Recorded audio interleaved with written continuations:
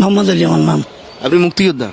ইউনূস সরকার, যে অন্তর্বর্তী সরকার, আপনাদের মুক্তিযোদ্ধাদের সম্মান দিচ্ছে যেটা প্রাপ্য? দিচ্ছে, যেটা মিথ্যে না। প্রধানমন্ত্রী পর্যন্ত পালিয়ে বেঁচেছেন, কিন্তু আজকে অস্থিরতা কেন?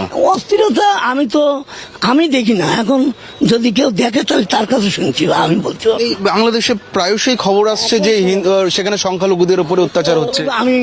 আমি মনে করতে পারিনি।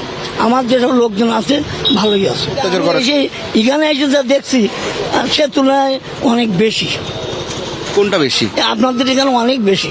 কি বেশি? এই যে এ মারতেছে, তা মারতেছে, হিন্দুদের ধরে ধরে মারতেছে, এটা আমার ঠিক আছে। পশ্চিমবঙ্গে আপনার মনে হচ্ছে বেশি?